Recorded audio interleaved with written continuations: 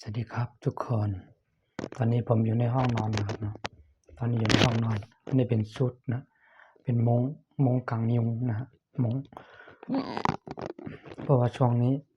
ยุงเยอะนะยุงเยอะนะครับเราถ้าเรานอนข้างนอกถ้าเราไม่มีมุ้งมันนอนไม่ได้มันนอนไม่ได้นะครับเพราะว่ายุงเยอะอย่างเงี้ย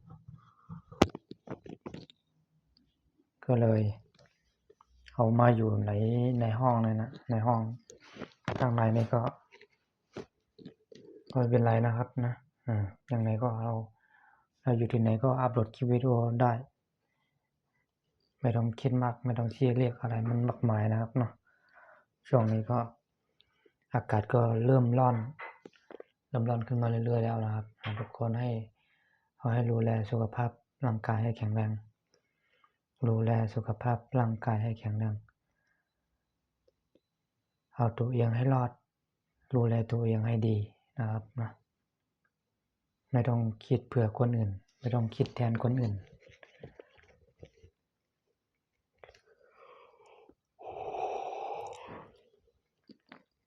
ตอนนี้ก็ง่วงนอนนะเคยนอนเช้าปกติเนี่ย3 ทุ่มก็หลับแล้ว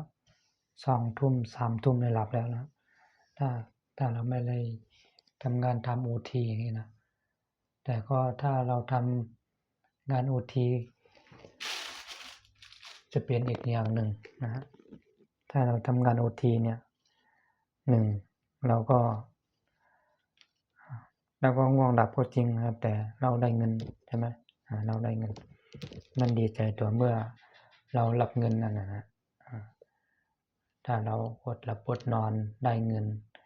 นี่ก็พอจะเอาอดหลับอดนอนได้นะครับแต่ว่าถ้าเราอดหลับอดนอนโดยไม่ได้เงินเนี่ยก็ไม่ต้องเลยนะไหนเราไปอยากไปเที่ยวที่ไหนก็มันนานๆทีหนึ่งทีนะครับเพราะว่าเราเหมือนกับว่าเราไปเที่ยวงานไปเที่ยวงานอย่างเงี้ยมันก็ไม่ได้มีตลอดนะบางคนก็ไปเที่ยว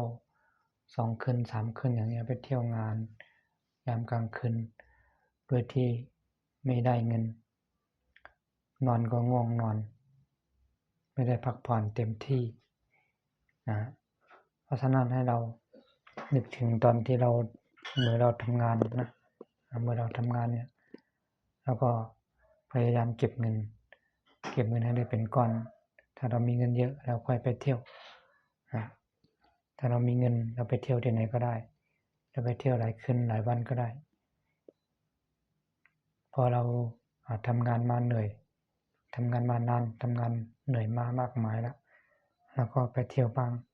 หาความสุขตัวเองบ้างนะอย่างไงก็ดีฝากถึงให้ทุกคนฝากติดตามด้วยนะครับสวัสดีครับ